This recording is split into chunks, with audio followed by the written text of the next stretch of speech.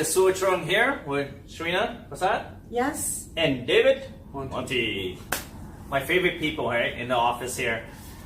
We just had an evening meeting here, mastermind actually, and just wrapping up, we were just talking about how we do our business, how different it's been from you, Shareena, from even David's, and my business has evolved, of course, right? We're doing a little bit different than each other. For me personally, the question that was brought up was like, do you go see clients, and why not? There are a lot of brokers in the community that say, I don't see clients. I don't ever need to see clients. And I'm going, well, Shareena's like, well, I love to see clients, right? Yes, Your input is, you love to see clients. Why?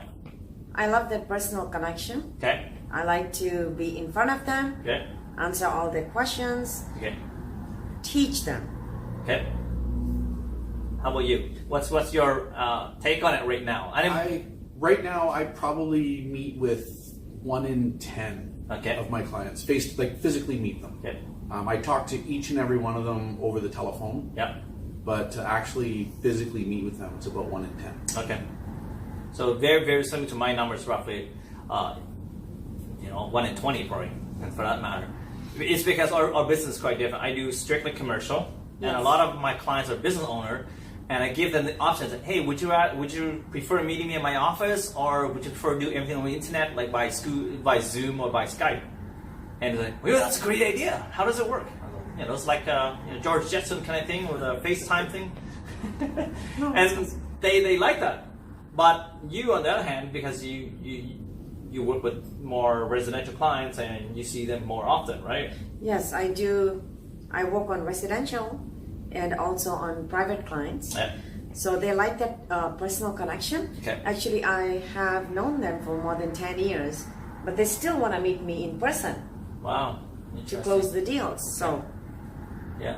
And I'll meet with a client if it's important to them, and I'm like Sue, I give them the option. Yeah. I said, I need to have a conversation with you. We can easily do that over the phone at your convenience, and generally I can accomplish in a 10 or 15 minute phone call what could take an hour or more in a face-to-face visit.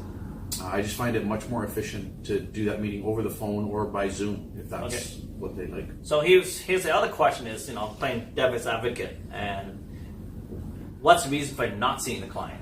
Not saying we don't love you. We love you. I love seeing all my clients if I have unlimited time, but unfortunately, that's the one thing I view as being, for me personally, it's like, how practical is this? Driving an hour there for a half an hour meeting, driving an hour back. Could I do something more productive with that 2.5 hours? Absolutely. Right? Maybe for me, I think it's more like, I can maybe spend an hour and a half elaborating over Zoom, over Skype, and sharing them stuff that I can, without printing it out, without killing that tree too, for that matter, right? So what's your reason for not seeing the client? Mine is twofold. One is just the time efficiency. Yeah. So it's why I don't automatically say, hey, when can we get together? When can I get in my car and drive for an hour and sit at your house and get in my car and drive back home for an hour? Is efficiency of my time, but also efficiency of their time. Right. They can usually fit in a 15-minute phone call a lot more conveniently than meeting at their home. Yeah, that's right. Because then they have to drive from their work or wherever they're doing the project to go back to or if they want to meet somewhere, like if they want to meet at a Starbucks or whatever, and I really dislike Starbucks and Tim Hortons and all that just because of the privacy factor. Yes. You can't have an open, direct conversation when you're sitting in a Starbucks. Yeah. Yes. And over the telephone is very efficient. It can be done very quickly. And as soon as we finish that phone conversation, I follow it up with an email with I take notes while we're talking. Yeah. I send them an email with a synopsis of what we talked about and a list of information out of that conversation. And the flip side of that is a lot of my clients don't want to meet. Their first thing is, I say, hey, we need to connect to talk about this. And like, great, can we do this by phone? Yeah. Yes. And they actually specifically want to meet by phone. Okay. How about you, Shareena? Is there any time in the past where you have not met the client and you've done business with? Yes, I have. Okay. I've closed a lot of deals. Okay. Where I've known the client for 10 years. Okay. And they're they totally trust me to Okay. close the deal. We And can then do you it know over the them, email. you already, Yeah, I've already established that relationship. you already right? know your clients. This is not something new. Okay, Yes. perfect. Those are ideal, right? Yeah. For I guess for me and what really what David said is that yes, because it's inconvenient for them even to meet me. Forget about me meeting them, right? So that's pretty awesome. I never thought about that too. The only aspect that I saw for me not meeting a lot of my clients is when they do commercial deals across Canada. I mean, it's quite inconvenient for me to fly there on their own dime, and private jet and first class might cost a little bit more than the fee that I'm charging them. So I figure, I'll be nicer to them with my fee instead of charging them first class ticket. Yes. Right? So that's a better one, right? Sure. Good reason, right? Sure. I thought so too. So maybe I'm gonna try to convince you guys or convince Shareena to consider spending less time with client. It's not that. It's how could we use our time more effectively and more productive, and as well as respect the clients. Yes. They have to really physically, mentally, emotionally set aside that time and do the walks or the drive to get to where we're meeting. Yeah. Right. That's an inconvenience time. That's for sure. Young, busy families. They've got kids that they're trying to get into bed at Yep. 7 o'clock, 8 o'clock. They've got kids at sports events or different tutoring, all these different things.